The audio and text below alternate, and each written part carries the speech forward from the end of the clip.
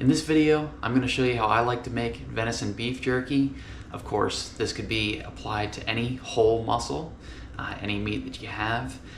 I'm going to show you some tips and tricks that I've learned throughout the years, and hopefully give you some insight that you can do this yourself.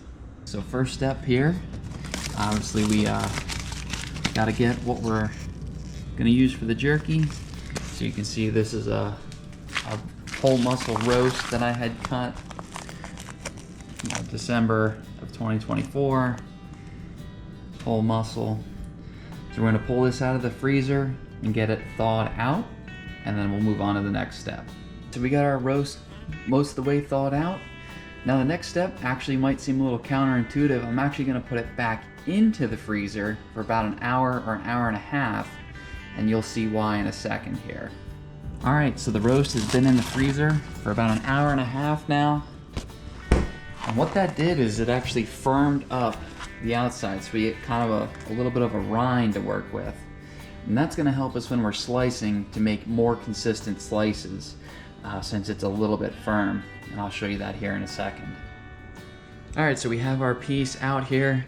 You'll see I did actually start cutting into this already because I wanted to see if it was frozen good enough. And it is. So what we're going to do is we're going to grab a hold of our meat. And this is where the personal preference starts to come in.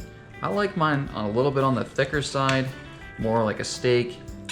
So I'm going to cut it about 1/4 inch thick, just in a nice slices like that.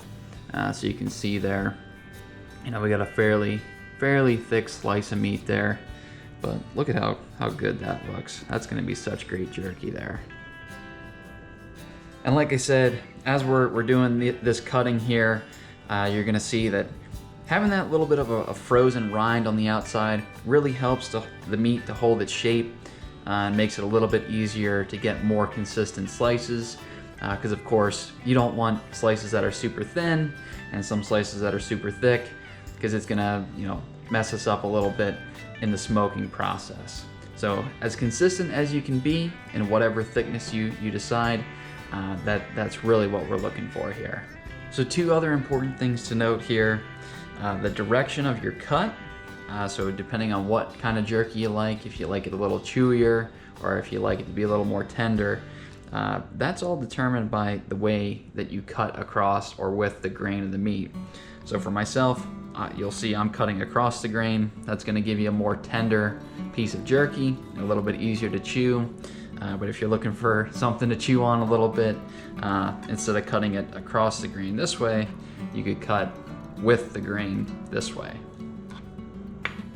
One other thing to note at this point, as you're doing your cutting, it's also worthwhile to trim.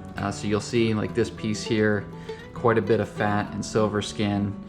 We don't really want that in the jerky, so now is the time to do that trimming and take that excessive silver skin and fat off your pieces of meat. So we got our first piece all cut up here.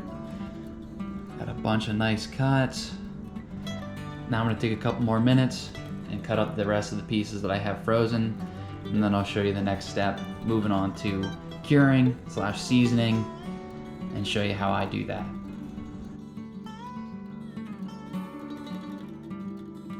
So we got all our meat sliced up. Now it's time to start working on the seasoning and cure. So for the seasoning and cure, I like to get these pre-made kits. You can get them online or Walmart, Cabela's.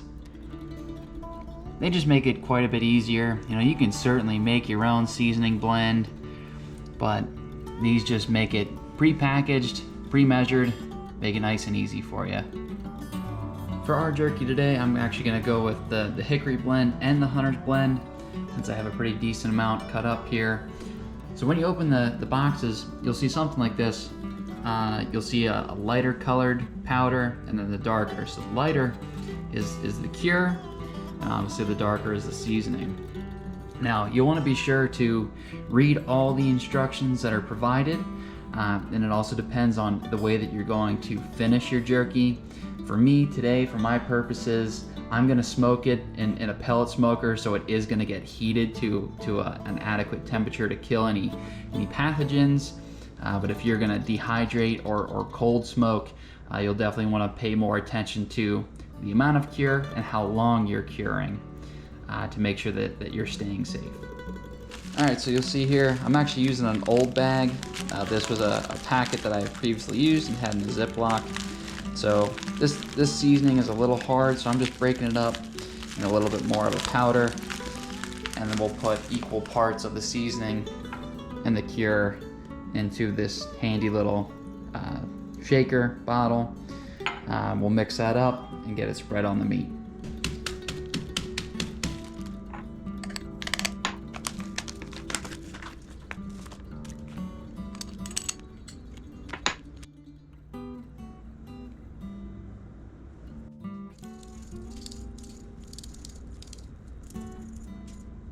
All right, so we got all our seasoning. I got one layer of meat out here. A couple of these little chunks I'll throw in, some of the gaps. Now, you'll see I have one layer of meat here. That's for a reason. We want to make sure we're getting a good coating on all of the meat. Nice, even cure and seasoning. And you would want to do this on both sides. So I already have the bottom sides done.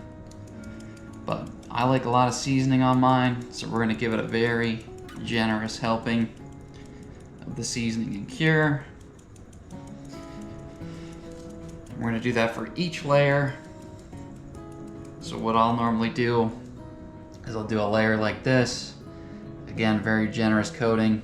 Put another layer of meat down, another layer of seasoning, another layer of meat, so on and so forth until you have everything coated nicely. So at this point, we got all our meat sliced. We got it cured in seasoning. So now we're gonna put it into the fridge for a couple hours for my purposes here today. But again, I wanna reiterate, it is important to read the instructions and understand how long you need to cure yours for your intended purposes. So for myself, I know this isn't gonna last us very long, so preservation isn't all that important. But if you do plan on trying to keep jerky around, especially if it's not in the freezer or not in the fridge for longer than a week or two, you're definitely gonna wanna pay attention to the curing instructions to make sure that you're staying safe. All right, we're in the fridge now. Gonna give it a couple hours and then it'll be ready for the smoker. All right, so we got the smoker heating up. We're gonna heat it up to about 200 degrees. And pop all the jerky in. You'll see I got it over here just how we left it. You know, it's been 4 or 5 hours since we put it in the fridge, so like I said, that's good enough for our purposes. So we're gonna put it on the grates here and get it in the smoker. So there we go. We got all the meat on 3 trays, which is good because I actually am using the 4th tray for a rack of ribs for dinner tonight. We got it on there. When you're putting it on, you want to try and leave a little bit of space between them if you can, but as they heat up and the moisture evaporates, they will separate. So, you know, you don't want them overlapping, you know, sitting on top of each other. But if you got them, you know, butted up against each other, kind of like this here, you know, that'll be all right. There we go, all 3 trays. Got some good heat, got a little smoke going, and there's our pork ribs for tonight. But we're gonna let this go at 200 for 2 or 3 hours, and then come out and check on it and see how it's doing. You know, this is one of those things you kind of got to go by feel a little bit, you know, and there's a lot of personal preference too. I know for myself, I like to have it a little bit more done, so I'll probably lean towards maybe 3 or 4 hours. But if you like a little bit more steaky, you know, kind of like a Jack Links almost, then you want to, you know, lean towards the shorter side. But regardless, we're gonna let this go for 2 hours or so and then come back out and check on it. If you're wondering what I'm smoking with, I got this Pit Boss Mesquite in there. I mean, that's just what I'm using. Again, if you're using a dehydrator, you know, obviously you're not gonna get any smoke there. You could do this in your oven too and just dehydrate there, but You know, if you're using a smoker, you're really gonna get, you know, the best flavor with the smoke. And you know, like I said, you can really use just about anything. I know when I was younger, and my pap and I used to do this, you know, we had one of the old-fashioned ones where you actually had to start a fire in the bottom of the smoker and keep putting in wet chips, and you know, we used all kinds of stuff, and it always turned out really good. It was a little harder to keep a live fire going versus like the Pit Boss here, where you can kind of set it and forget it. But you know, really, there's a lot of variation, a lot of ways that you can do this and get the same great result at the end. It's raining. We had a pretty good thunderstorm decide to roll through, so backed it into the garage. I'm gonna wait out the storm now. But we're still cooking. I did bump the temperature up a little bit, so to compensate for the cooler temperature now. All right, so it's been 2 hours. I'm gonna crack her open. Oh, that's looking pretty good. Still got quite a ways to go though. I mean, a lot of these pieces are still kind of like steak, not so much like jerky yet, but you know, we'll let it go another hour or two and see what it looks like then. All right, it's been about 4.5 hours now. And you can see that the jerky's getting a really nice color to it. And quite a few of these thinner pieces are actually getting to be done. So maybe another hour or so on some of these thicker pieces, but we are gonna start pulling off some of the thinner ones at this point. I know I just said we were gonna leave some of it in, but we actually decided to pull it all out.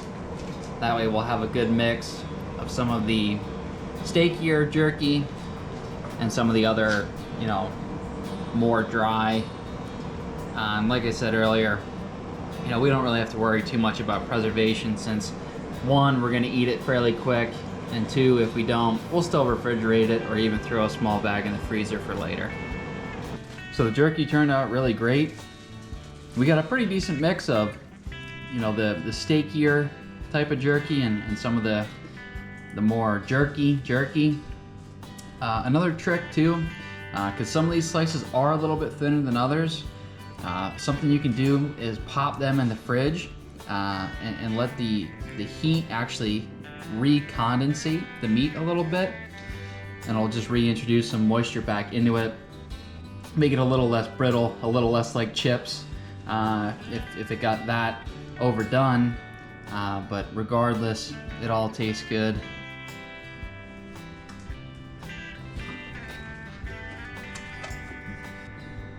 All right, so that's how we make our jerky. Hopefully you learned something, picked up a few tips and tricks along the way. As I mentioned, you know, it's a great way to use your venison if you're a hunter, but otherwise, you know, you can certainly do this with beef or even chicken or turkey if you want to try that as well. Certainly, you know, it's a one-size-fits-all recipe, so it turned out great for us, and hopefully you have the same success in your attempt as well. Thanks for watching.